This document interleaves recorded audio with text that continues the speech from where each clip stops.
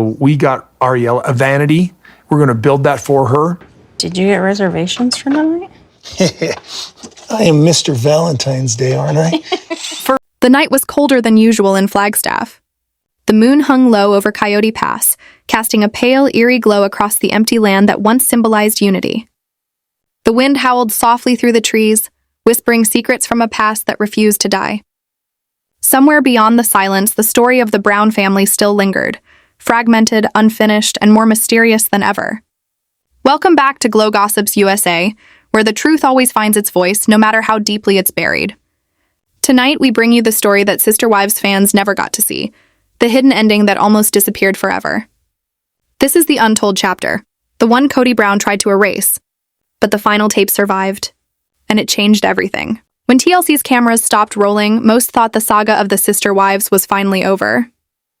The show had run its course, years of heartbreak, betrayals, marriages falling apart.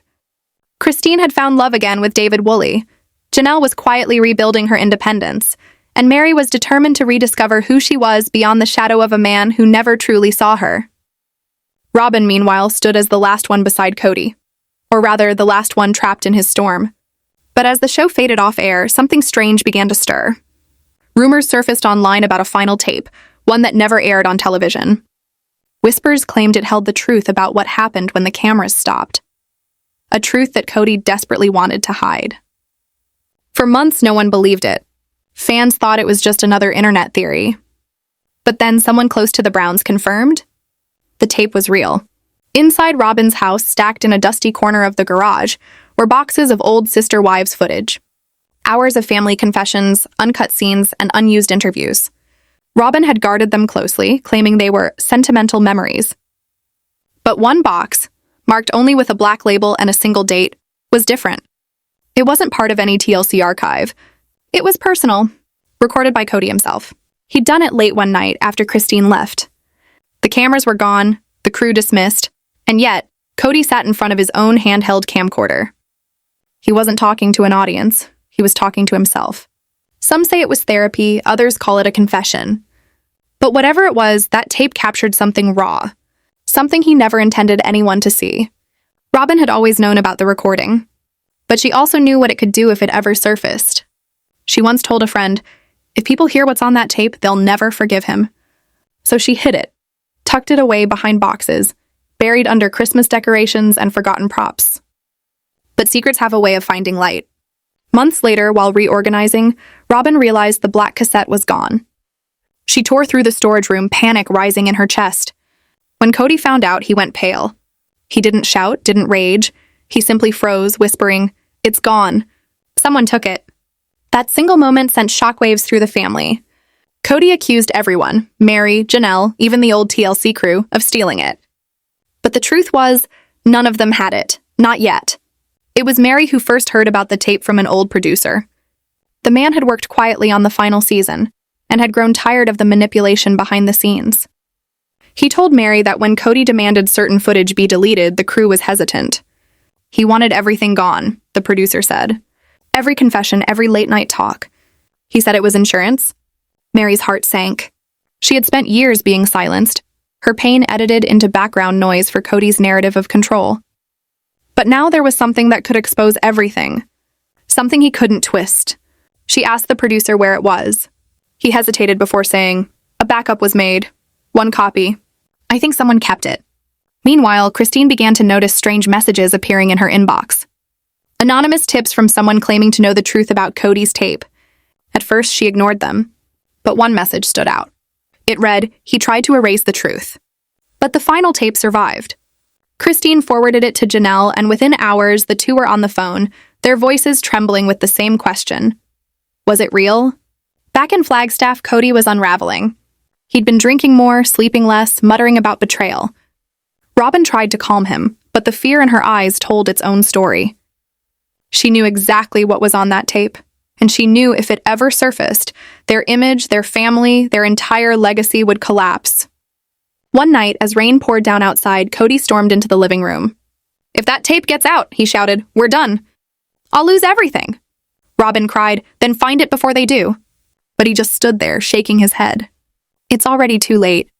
The next morning, Meri received a call from someone she hadn't heard from in years.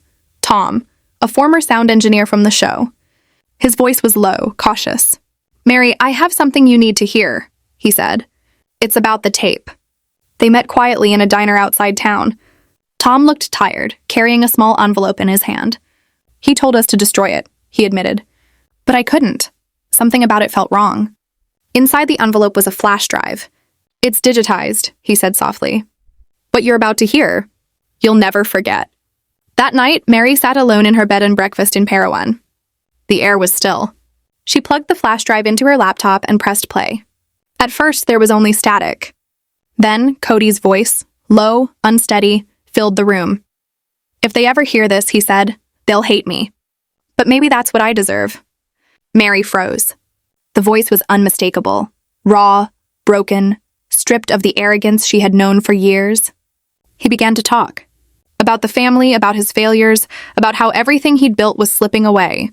It wasn't about faith anymore, he confessed. It was about control. "I didn't want love, I wanted power. Robyn gave me that when no one else did." Then came a pause and his tone shifted. "When Christine left, I thought I could win her back with guilt. I thought I could make her believe she was wrong. But when she walked away, I realized it wasn't her who was lost. It was me." Meri's hand shook. Tears blurred her vision. This was the truth she'd begged him to admit for years. And now, hearing it felt both freeing and devastating. He continued, his words growing darker. "Sometimes I think about how it all started. The show, the fame. I thought it was God's way of blessing us. But maybe it was his way of showing me what I really am. I tried to erase everything that didn't fit the image. The fights, the pain, the parts where I was wrong. But the truth? It always finds a way back." The recording ended abruptly, leaving Meri in silence. For a long moment, she didn't move. Then quietly, she whispered to herself, "They need to hear this." The next morning, she called Janelle. Her voice was shaky but firm. "I have it," she said. "The tape.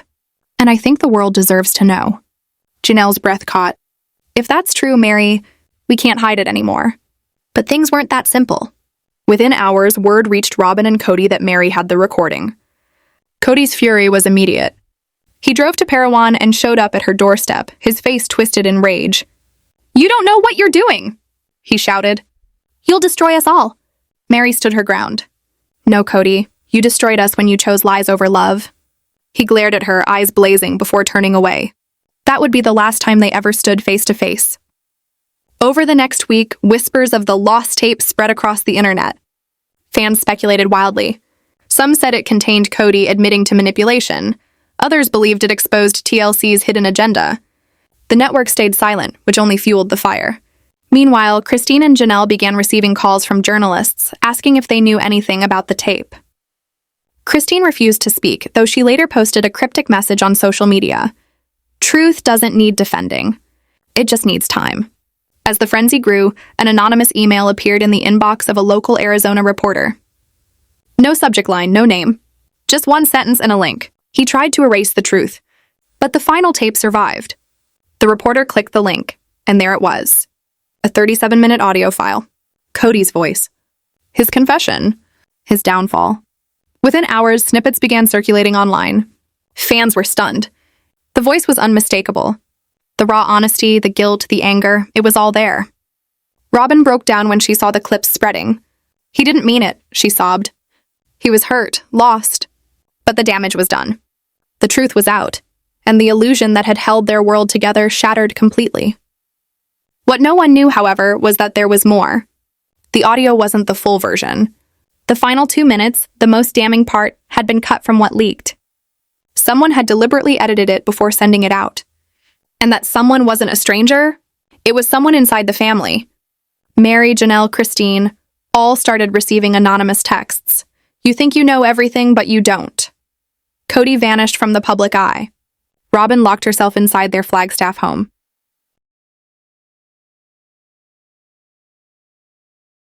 And TLC scrambled to control the chaos, quietly launching an internal investigation into who leaked the tape.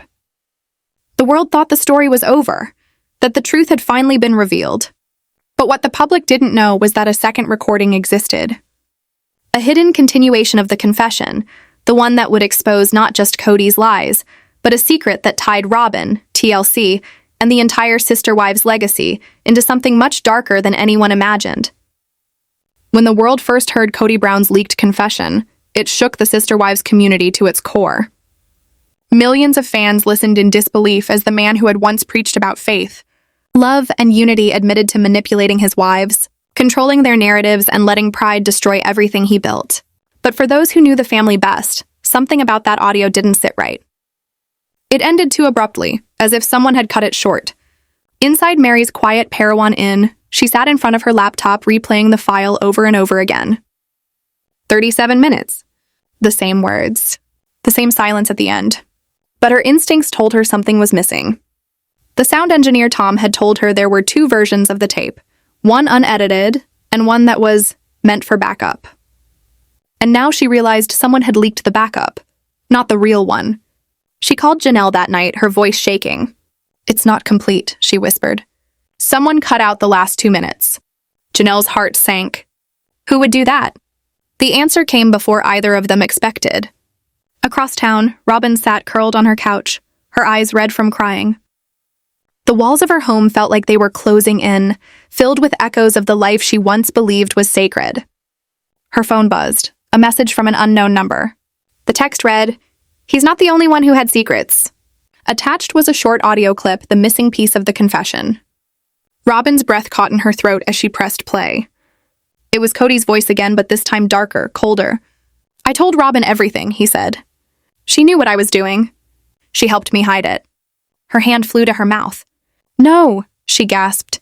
"He didn't." For years, Robyn had lived in denial, convincing herself she was the victim of circumstances, not the enabler of them. But the truth, spoken in Kody's own voice, was undeniable. She had stood beside him when he manipulated TLC producers, when he twisted narratives to make the other wives look unstable or disloyal. She had signed off on scenes that made Christine seem unreasonable, that painted Janelle as detached, that reduced Meri's pain to background noise. And now Kody's confession made it clear. She wasn't just part of it, she had protected it. Her tears came fast. "He promised me this would never come out," she whispered. The next morning, social media was ablaze. Hashtags like Tawar Kody Tape and Chark Sister Wives Exposed trended worldwide. TLC stayed silent, but insiders leaked that lawyers were being called in. Meanwhile, Meri, unaware of the new revelation, planned to meet with Janelle and Christine in Utah to decide whether to speak publicly about the tape. When they gathered, it was the first time the three women had sat together in years. The air was heavy, but there was also something freeing in it, the shared understanding that they'd all lived under the same shadow. Christine spoke first. "I listened to that tape, and for once I felt peace," she said softly. "Because now the world knows it wasn't us who failed him. It was him who failed all of us." Janelle nodded, her voice calm but firm. "But if it's true that something's missing, then people still don't know everything. And that means he still controls the story." Meri reached into her bag and pulled out the original flash drive Tom had given her. "There's only one way to fix that," she said. "We show them the rest." But before she could play it, her phone buzzed. An unknown number. A single message. "Don't. You don't know what you're about to release." Her heart pounded. "Someone's watching us," she whispered. Christine glanced toward the window, the Utah mountains reflected in her eyes. "Let them," she said. "We're not scared anymore." They played the tape again, and this time they heard what the world hadn't. After Kody admitted to losing control, his tone grew frantic. "If anyone ever finds this," he said, "they'll know I lied about the money too. About the land, the taxes, everything. Robyn and I moved things around so no one could trace it. The others thought they owned Coyote Pass, but the truth is, it's gone. All of it." Christine gasped, hand over her mouth. He sold it?" Janelle's jaw tightened. Or worse. Meri stared at the screen, her pulse racing. The missing 2 minutes didn't just expose manipulation, they exposed a cover-up. Money, property, control, all of it tied to Kody and Robyn's secret financial deals. And now someone was determined to keep that buried. A week later, an anonymous legal notice arrived at Meri's inn. It demanded that she cease and desist the distribution of private media belonging to Kody Brown. The letter came from a Phoenix law firm, one that Robyn's brother-in-law worked for. Christine read it aloud and laughed bitterly. "He's scared. That means we're close." But the deeper they looked, the darker it got. Kody had transferred several of the Coyote Pass parcels to a private trust under Robyn's name. The trust had then quietly sold portions of the property months before filming ended, long before the wives knew anything was wrong. The proceeds? Redirected into accounts tied to Robyn's LLCs, the same ones she claimed were inactive. When Christine confronted TLC about why they never revealed this on the show, the producer's voice cracked. "We were told to cut it. Legal risk," he said. Kody threatened to sue the network. "We were told to protect the brand." The brand. That word echoed in Christine's head long after the call ended. To them, it wasn't about family, it was about money. And now that brand was finally bleeding. As the full version of the tape spread privately among journalists, one reporter named Emily Torres began digging deeper. She reached out to Meri, asking for a statement. "People deserve the truth," she said. Not the TV version, the real one. At first, Meri hesitated. She knew what this meant: lawsuits, public backlash, maybe even danger. But then she remembered all the years she had stayed silent. The tears, the humiliation, the endless apologies for things she never did wrong. She looked Emily in the eye and said, "Let's finish what he started." The article dropped a week later. The final tape, the truth behind the sister wives. Within hours, it went viral. Fans were stunned. Kody and Robyn's image crumbled overnight. The world finally saw what had really been happening behind the cameras: financial deceit, emotional manipulation, and a desperate attempt to rewrite the truth before it could surface. But there was one thing even the article didn't reveal: who leaked the backup version in the first place. Late one night, Meri received a call from a blocked number. The voice on the other end was calm, familiar, and chilling. "You think I don't know what you did?" It was Kody. "You think you're heroes now? You're playing with things you don't understand." Meri's grip tightened on the phone. "The truth doesn't need your permission anymore," she said coldly. He chuckled bitterly. "You really think that's the truth? You've only seen half of it." Then he hung up. Her mind raced. What did he mean, half of it? Was there more? Days later, Janelle found the answer. Buried in an old TLC hard drive backup, she discovered something the others didn't know existed: a second recording labeled Confession B. It was time-stamped the same night as the original tape. When they played it, Kody wasn't alone. Robyn's voice was there, whispering through tears. "He'll never forgive us if they find this," she said. "Then we make sure they don't," Kody replied. The recording crackled with static before his voice returned. "If this goes wrong, we blame production. We say it's edited, fake.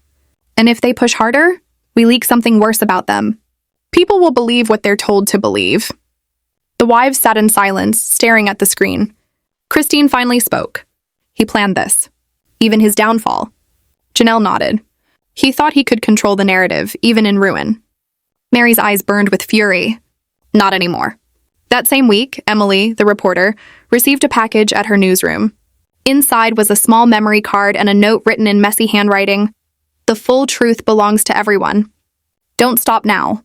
There was no name, no return address. But the footage on it matched the missing segments of Confession B. As Emily prepared to release it publicly, TLC intervened, offering her a deal, a tell-all special, exclusive access, hush money disguised as partnership. But she refused. "This isn't entertainment anymore," she told them. "This is accountability." On the night the full recording went live, millions tuned in. It wasn't edited, narrated, or dramatized.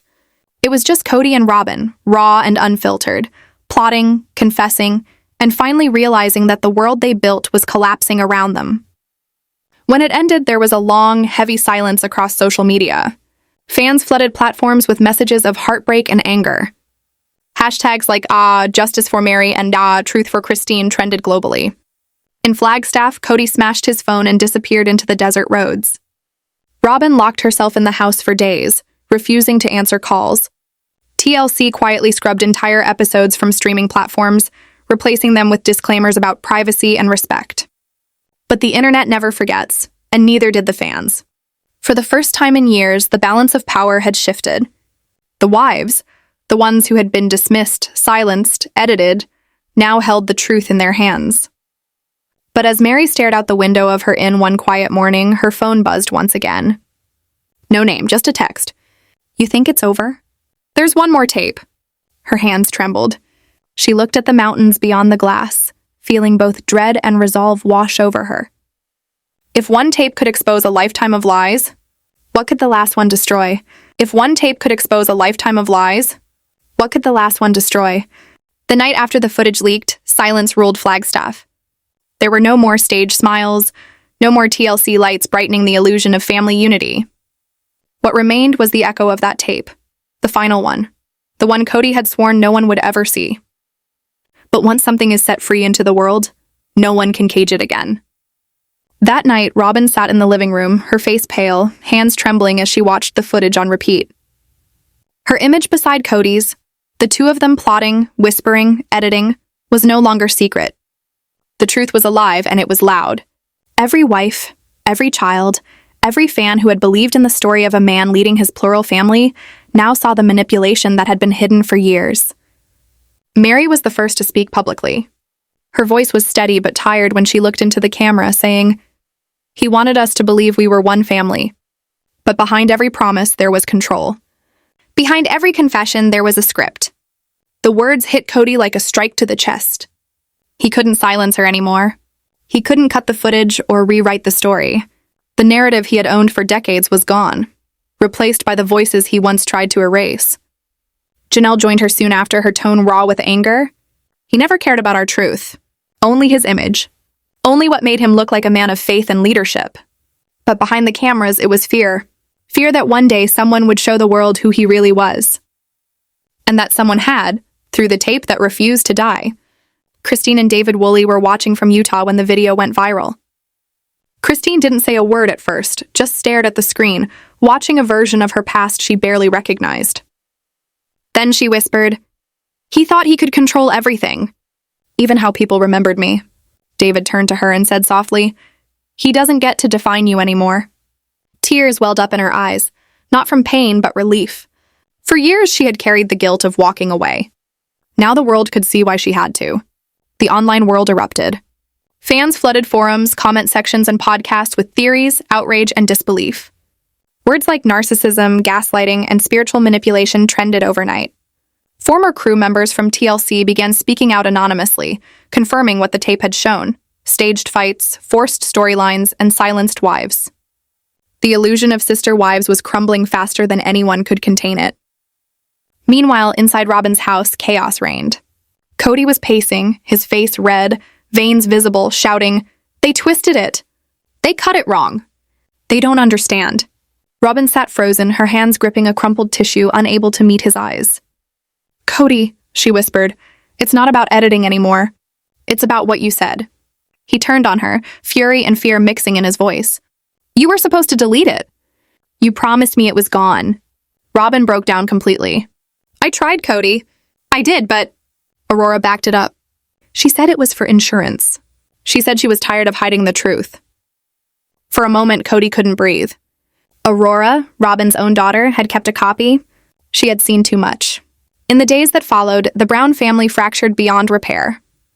Kody tried to contact the network, demanding they pull all reruns and take down any clips.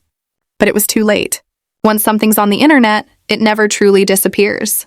The final tape became the most searched phrase linked to his name.